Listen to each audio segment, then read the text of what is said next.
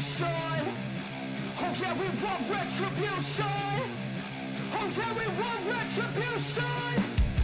Oh yeah, we want retribution. Yeah, we ran out of patience.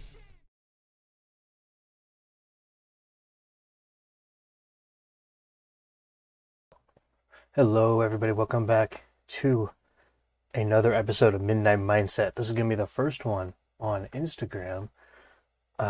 So I don't know how that's going to go, but we are here. This has been a little bit of a strange week in wrestling. So our topics for today is going to be, so the main event is I'm going to be talking about NXT Brooklyn 3. I randomly was watching it and I thought it was worth to talk about. And then also we got Malachi Black. He is not retiring or leaving AEW. We're going to talk about NXT, the ECW, and the 2300 Arena. Trent Seven turns on Mike Bailey in TNA / Moose wins the X Division title. Goldberg talks about his retirement match and a new member of the Bloodline signing with WWE.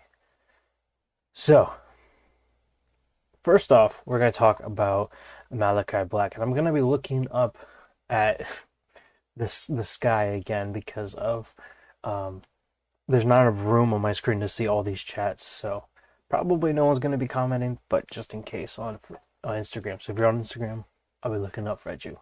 Anyways, so yeah, I didn't watch the match personally, but I know it's like pretty big in the news, where Malachi Black and Adam Cole had a match. The match pretty much was at the end, and Malachi Black wanted Adam Cole to finish him or whatever, and then they did. Adam Cole gave a big speech about how he appreciates Malachi Black.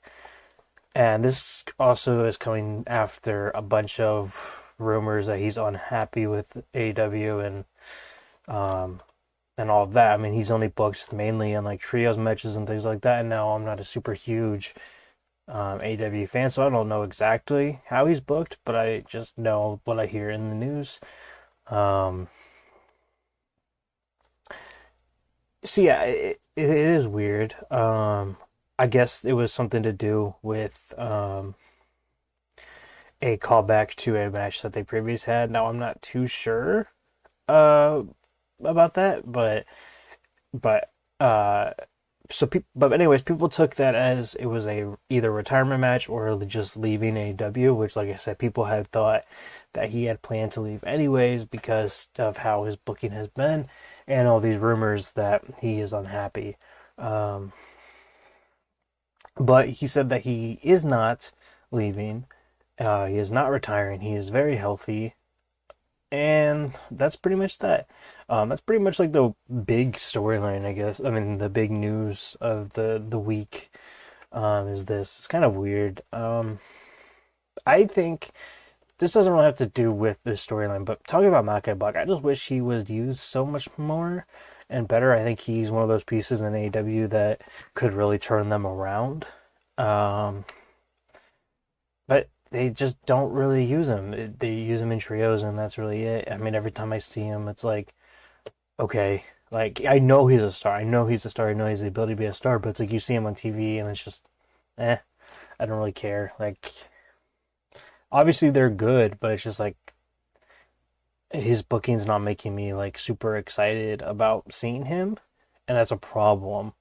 But anyways, moving on.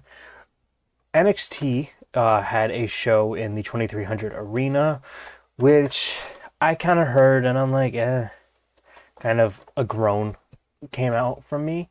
I wasn't like that really excited for it, but they did a really good job at like mixing the nostalgia with just, the current product. Now, if this was like Vince era, it would have been like it would have just been, we would have had a match, and then we would have had a backstage segment that doesn't really matter, it doesn't mean anything, and then we just move on, and then we repeat.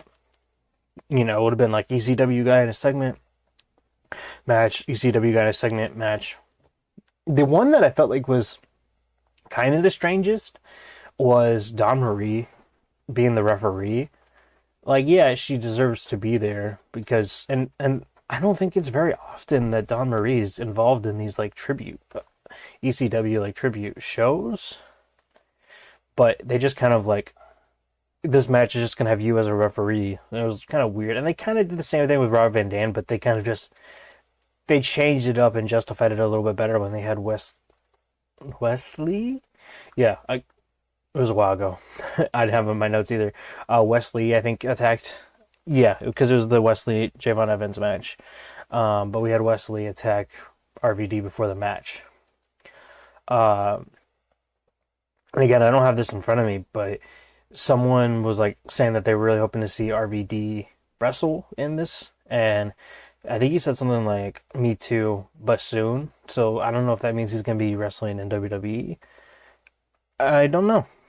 I mean, he was recently in AEW, which it was surprising that to me that he was even on this show because of how recent he was with AEW. Um, but it seems like they're trying to get a hold of everybody like him, like the legends and things like that from AEW. So I guess it doesn't really surprise me, but it kind of did at the same time. But I thought it was really cool. Um, Getting to see the matches that they did. Thought the Tony D and Nunzio. Oh my god, my memory is like lost. Was it Nunzio? I want to get this right because if you for people that don't watch, it was okay. It was Nunzio. It's like for people that don't watch NXT. I want them to hear about this and see and watch it if they think it sounds good. So I want to talk about it right. But yeah, I thought that was really cool. I like that they're kind of playing into the fact that they're like I think in the same family when it comes to it. It's like a continuation. Like the D'Angelo family is kind of a continuation of the FBI. Is kind of the way I got it, or just like a I don't know, like a alliance family. I don't know what I was gonna say, like, but yeah, I thought that was pretty cool. And then obviously we had the women's tag match, which I mean, great, great competitors all throughout. It was something I did not expect to come out of it. But I mean, all when it came to the face side, it was like all stars. All all those women are stars. They should be on the main roster right now, all of them. Well, that one, I don't know her name. I'm not a I haven't really paying attention to NXT that much. So I was just excited for this show. But you know who I'm talking about. It was like Jordan Grace, Stephanie Vicker, Julia, and the other one. Exactly. Oh, and then Kalani Jordan, and then the other one. I can't remember her name, but she's obviously new. I'm not exactly sure, but I mean, even her, they all looked like stars. Now the heels, there's not a single, not really any of them personally. I'd like to see like move up to my roster, but still, I mean, stars. The face side was all just filled with stars. It was great. I actually really enjoyed it. Um, Moving on, we have the Trent Seven turns on Mike Bailey, which was a really big surprise because this was coming right after Moose won the X Division title, which I kind of thought it was going to happen when the week before Moose like challenged for it, but I don't know. It was still kind of a surprise because I mean how they've been booking Mike Bailey now.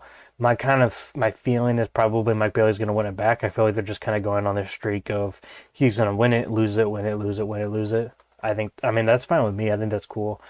Gives other people a chance to hold the belt, but also keeps um, keeps him like looking strong, I guess, in the process is what I'm trying to say. But not really much, I guess I want to say that. Yeah, like I said, it was a shock that Trent Seven turned on Mike Bailey because they've been kind of teaming together lately. It's kind of more, especially since he's been in the title picture. Mike Bailey hasn't really been teaming with Trent Seven, so I guess that I guess there's the motive right there. But yeah, still pretty surprising. I'm excited to see where they go from that. I think those two will have some great matches together. And then the next story is that Goldberg says he's going to have a retirement match in 2025. And people do not care, and I'm one of them. Like, it would have been fine, but we've seen it. Like, we're going to get the same deal. I mean, he could surprise everybody, but I'm not, like, that concerned. And, like, there's nobody, like, I can see who would be like, this would be super cool to see him wrestle. There's nobody I that I care to see. Now, a possibility could be Braun Breaker. It would be cool to see Braun Breaker just go in there and just destroy Goldberg. Now, I don't know if that's going to happen. It seems like I know this is a different regime and different booking than Goldberg's last to run, but he has a reputation of just winning, and I don't really want to see that. But yeah, I'd say Braun Breaker. If I had to pick anybody, it would be Braun Breaker, but that is him losing. If I had to pick someone for him to beat, I couldn't tell you. I could not tell you. And it's like I don't think he really has history with really any active people. We could have Matt Riddle come back to the company and have Goldberg beat him. I could be if they bring Brock back in 2025, that would be really, I guess, who I'd want to see. Just because of their history and the way that they both wrestle. Roman would be okay. But I don't want Roman really to lose to Goldberg, and I don't think Roman wants to lose to him either. And I think Roman probably has more say now than Goldberg would in that situation. I'm hoping, anyways, because that would be crazy if he didn't. But the last news of the day is Lance and Hawaii signing with WWE. Now, this was actually kind of surprising because I wasn't sure how many more of the Bloodline members we were going to get right now. But he wasn't really one of them. I guess there's not many left. I mean, there is a lot, but like not like... I don't know. I wasn't expecting it. I mean, Lance is kind of a name, but it's really far away from a name. Like, we got... The only other name is Zilla, but I kind of understand. I understand why they didn't do Zilla. Now, they have the WWE ID thing, and that's probably how we're going to get Zilla. They're probably going to sign him to that first before they actually officially sign Zilla, is my thinking. I kind of thought Lance was going to be the same way, though. Because I don't think Lance is going to be, like, someone to see on TV. I genuinely can't really see him on NXT or main roster. And I could say he could be like a manager, but I feel like that's kind of what Tonga Loa has been doing. So it seems kind of weird. This definitely just feels like they signed him because of his name, not because of if he's ready or not. And maybe he is. I mean, I just don't know. Maybe he is. Maybe I'm the one that's wrong. It was an easy signing with the Girls of Destiny and with Jacob Fatu because they were established. They're stars. They were huge stars where they came from. So they were easy signings. But I'm worried now that we're going to get to a point where they're just signing them because of their name, like Lance did, like with Lance, and also with Hikuleo. I don't know really what Hikuleo did in Japan. I know he's related to uh, he's directly related to Tama Tonga and Tongaloa, but he's just kind of been in the void since he's been signed. Now Jacob was too, but Jacob was like you could see him going straight to the main roster and being a star.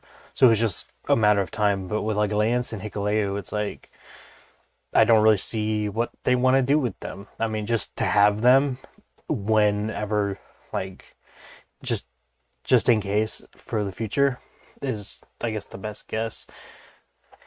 And I get another one would be Bad Luck Fale. He would have been a pretty good one to sign too. But I guess it's different because he's in New Japan, so he has exclusive contracts. I think they have. I'm assuming they have exclusive contracts in New Japan. He'd probably be the best one non in WWE of the Bloodline members currently. He would fit perfectly in the Bad Bloodline, but I don't know. We're at a point now where there's really nobody really left to insert into the storyline. It's kind of just waiting for them to improve, and it seems strange to sign Lance and Hikuleo because now they're not getting that experience on the Indies or anywhere else, and they're just kind of hiding off on TV. Like I'm sure they're training. I'm assuming Hikuleo is doing what Cargill did, and they just basically we're training her to be ready for TV. But to me, it seems kind of counterproductive because he could be off actually getting reps in and wrestling. But what do I know? I'm not too sure. um, but yeah, that's pretty much it. Oh, and also with really the main news, I guess, because I forgot to put in the doc because I was watching it as I was after I made the doc, but the we finally got a United States Championship for the women on SmackDown. I'm assuming they're probably going to do an Intercontinental Championship on Raw, but everyone wants it and they deserve it. I'm concerned because I don't they haven't really put much of an effort to build them up. And I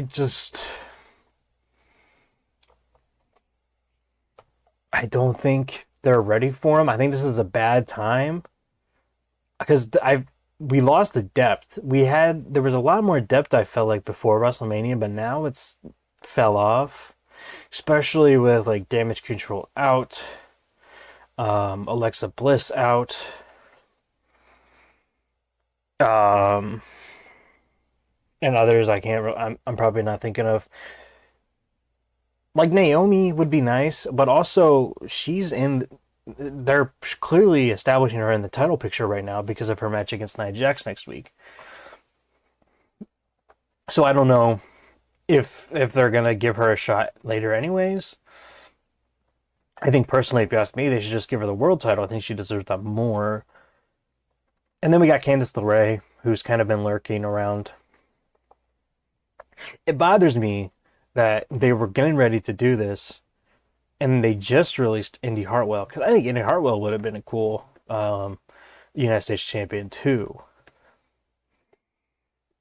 But they just got rid of her. But I think on Raw specifically, I'm assuming they're gonna bring, like I said, I'm assuming they're gonna do an Intercontinental title for the women. But Raw has no one. I was looking at the roster and it was like Lyra, Valkyria. Let me go back to look at the roster. But it was like a lot of them were like currently in the title picture, which there's not even a lot in the current title picture. Hold on, let me go. Raw. Okay, so we got, I'll just name off the women in the Raw roster. We got Alba Fire, who's a tag team. Asuka, who's out, but also in a tag team. Um, Becky Lynch, they still got her on here, but she's not really even with the company right now, but she'll be in the world title picture when she comes back, for sure. Dakota's tag team, but out. I think she could do it. She would be one that could probably do it. I wouldn't see her winning the world title, but the United States title, I could see her doing. Isla Dawn, she's a tag team. Io Sky, she's kind of the same as Dakota. She's interchangeable, but then if Io Sky wins it, then that eliminates other potential people as well because of her stablemates. But again, Io Sky probably more in the women's, the world title picture. I think that would be a good one. Katana Chance is tag team. Kairi Sane, tag team, but again, she's interchangeable. But when she wins it, there's a lot of other people. The rest of the damage control is now out of the picture. Kaden Carter is a tag team. Kiana James, when she returns from injury, she could be there. Lyra Valkyria, she's the one on Raw I would want to win that. Maxine Dupree, Natalia, but it's Natalia, and I feel like her momentum is terrible. So I don't see that happening. Well, I could see it happening, but I don't know if it'd be a really good choice, I guess. Scarlett, she could wrestle. They never have a wrestle. Shannon Baszler, tag team. Sonya Deville, probably she'd be a good one too. And then Zelina Vega is another one that's kind of like an obvious choice. And then Zoe Stark. But there's really not a lot. And that's, like, I just named all of the women. So that's including, that is the world picture, the world title picture, a secondary belt picture, and the tag team picture. Like, that's not a lot. And while I'm talking about it, let's go to SmackDown. Let's look at SmackDown. So we got Bayley, definitely world picture. We got B-Fab, who could, but like I said, we haven't seen her wrestle. Bianca, tag team, but if she broke away from that, she'd be in the world title picture. Blair Davenport, she could go for U.S. title. Candice LeRae go for U.S. title. Chelsea Green, I could see that. I could see her attempting to get it, but not really getting it, because Piper can also be a bodyguard, so she doesn't have to be exclusively tag team. Elektra Lopez doesn't really wrestle. But maybe these people that we haven't seen, that just kind of stand around and be managers, maybe we're now going to get them wrestling more because of the new title. But it's yet to be seen. There's a lot of questions about it. So Jade Cargill, I could see her. They got her in the tag team obviously now, but I could see her doing that and maybe trying to do something like they did with AEW, where she just held the title for a very long time. I could see that. I feel better with her having that than the world title right now, just because she's still pretty experienced, it seems. Mia Yim, she's like a perfect option for that. Naomi, but like I said, I think she deserves to be in the world picture. Nia Jax, world title, obviously. Piper Niven, I think, she could be a bodyguard for Chelsea, but I feel like Chelsea really couldn't be for Piper. I guess Chelsea could be like the mouthpiece for Piper, so it could work. It could work with Piper. And then Tiffany Stratton, she's gonna be a world champion very soon, so she's out of the picture too. But there's not a lot on SmackDown either. They don't have the depth. They really have dropped the ball recently on the women's. And yes, it's like I think it's an essential thing to have this belt, but they're not ready for it yet. I don't think they were a few months ago, but they ruined that. So now we just got to get back up. And this first one, I feel like, is not going to have the momentum they need. That could, obviously, I could be proven wrong, but there's no one there that's like, they deserve it right now, just because in terms of momentum, like obviously in terms of work rate and, just everything other than their current booking, deserve it, like Mia Yim, like Zelina Vega, on the SmackDown picture. They obviously deserve it, but in terms of momentum, they don't really. Like if we're talking about kayfabe, they don't. I don't see them really earning it. But once they get it established, I think that stuff's going to change. So I can't really. At the end of the day, it probably doesn't even matter. That's me, just me trying to um, act like wrestling is not fake for a second, because it really doesn't matter. Like obviously, who's ever going to get it is probably going to be someone that deserves it in terms of work rate and will make it worth something. So, moving on, I'm introducing a new segment, and it's gonna be the theme song Hall of Fame. Because I like talking about themes, I like listening to themes, and this song I really love, so this gives me a reason to talk about it. But and I swear, this song I had picked this song before I watched the NXT Takeover Brooklyn 3, because you'll understand when I talk about it. But this is Shatter, Bray Wyatt's theme by Code Orange. So I'm putting it over in a spreadsheet, so we're gonna have a record of all the ones we pick. Now, if it's a guest episode like Julian or anyone else, I will have them put 1, 2. So sometimes we'll have two songs in an episode. But yeah, this is basically just gonna be assembling all my favorite themes in wrestling. And this one, I think Shatter's the current one. I think it is. Yeah, that the Wild Six used too. It's such a good song. It's got like they perfectly encapsulated the feeling of Bray Wyatt post death in this song when he was alive, which is crazy. But it's like it just feels right. Like it's such it is literally the perfect vibe that Bray Wyatt gives, and I think that's amazing.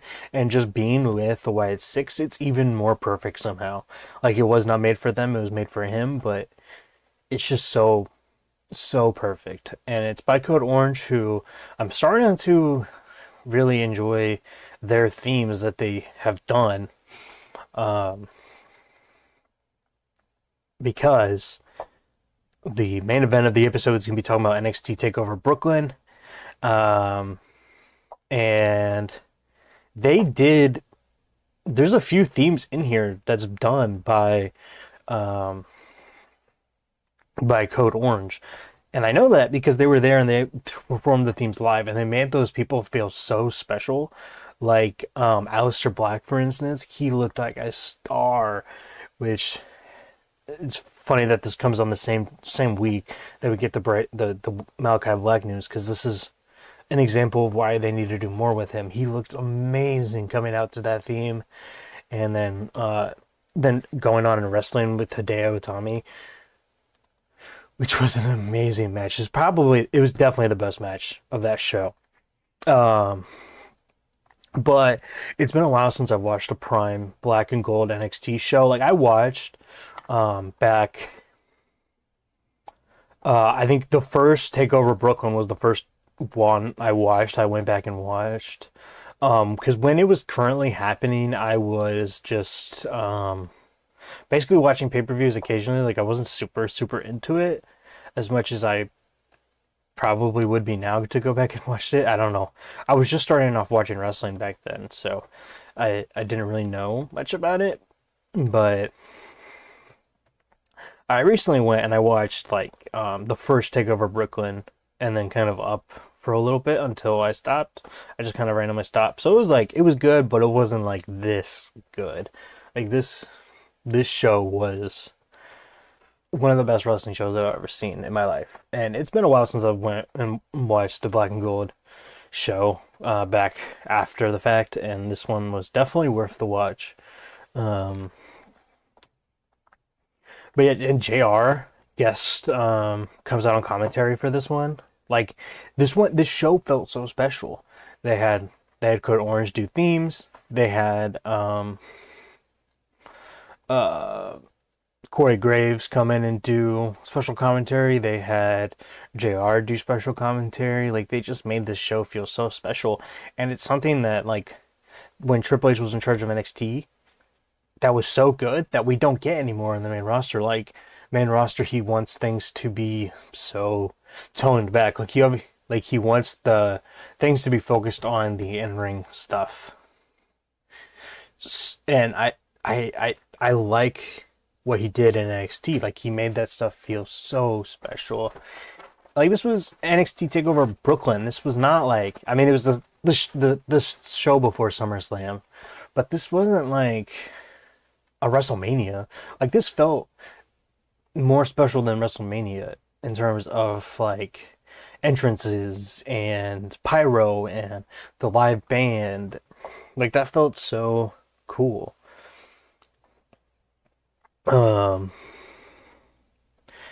Like, we don't get that anymore. I was actually really disappointed with WrestleMania this year when it came to special entrances.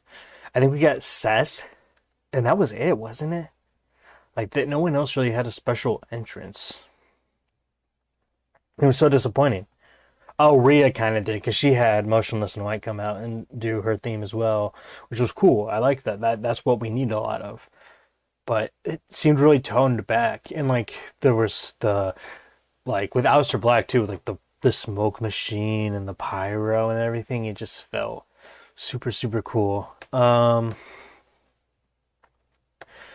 then they had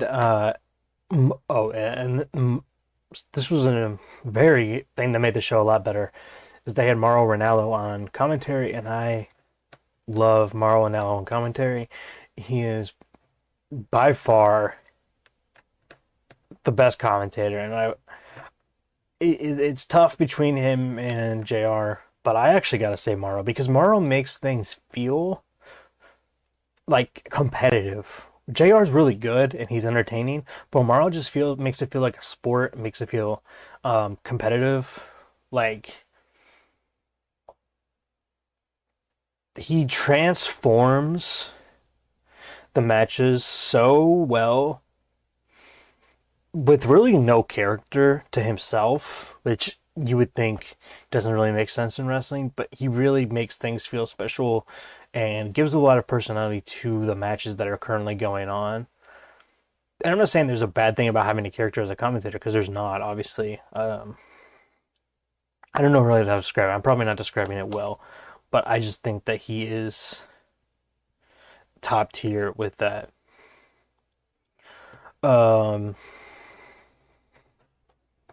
Drew, this is Drew McIntyre faced Robert Roode for the NXT title, and it's crazy seeing Drew back at this time.